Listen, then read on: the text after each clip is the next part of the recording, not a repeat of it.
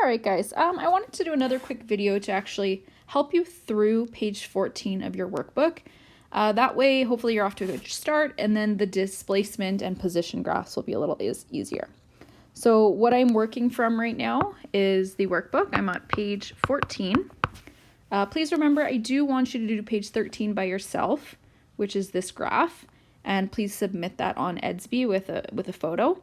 If you don't have the printout of this workbook, you can easily kind of sketch yourself a graph on a piece of paper.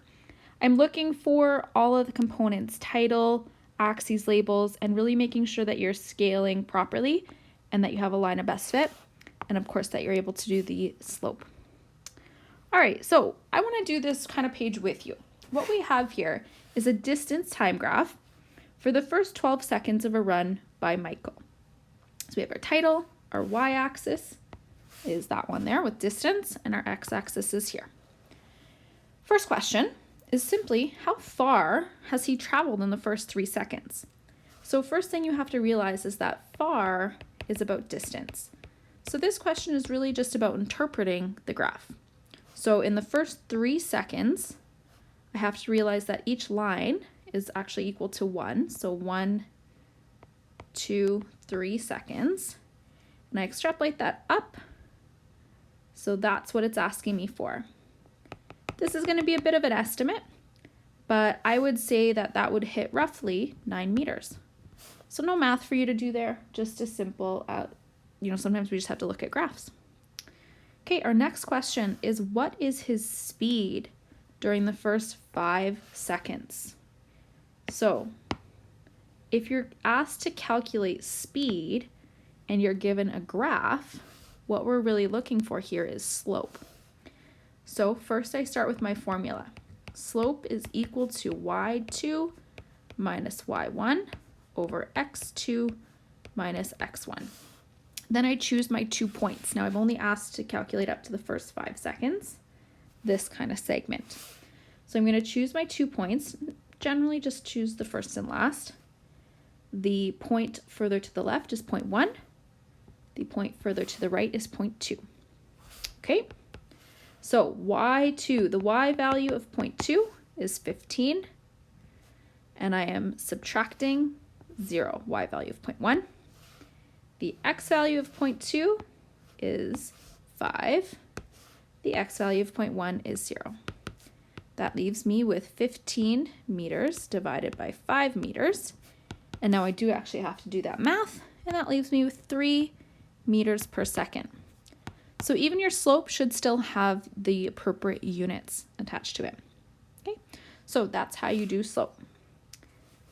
Part C, how far did he travel during the 5 to 10 second interval? So I'm only asked for the 5 to 10 second interval and how far he traveled there. So let's take a look at that interval. Okay. At 5 seconds, he was 15 meters from the origin. At 10 seconds, he was still 15 meters from the origin. So between these 2 times, he was actually stopped. Okay, so that's going to be an important lesson. Whenever you have a truly horizontal line on a distance time graph, that actually indicates the object is not moving. So he traveled 0 meters. Michael was stopped. I think it was Michael. All right, D. How does the slope of the third segment compare with the first? When was he running the fastest? Okay. So by third segment, I'm meaning here, if this is my first segment, we have kind of 3 line segments. So I'm determining the slope in this region here. Now, we can do this. I want to actually calculate the slope. But if I'm comparing my first and my third segment here, remember, we can also just compare the steepness of the line. So I can visually see that the third segment is steeper than the first segment, which means he's actually traveling faster in that between 10 and 12 seconds than he was between 0 and 5. And let's prove that with the calculation. So we know according to part B, between 0 and 5 seconds, he was traveling 3 meters per second. Okay? All right, so let's choose our 2 points in this third segment. Point 2, point 1, and let's do a calculation. So I'm going to actually just shrink that down. All right, so slope is equal to y2 minus y1 over x2 minus x1. Okay, in my third segment, my y2 is 25.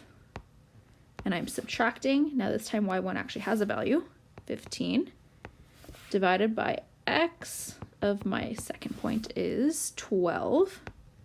Subtract 10 is the x value of 0.1. That leaves me with 10 meters divided by 2 seconds, which is equal to 5 meters per second. So now we have a comparison, all right? In segment 1, he was traveling 3 meters per second. In segment 3, he was traveling 5 meters per second. Therefore, he was traveling faster.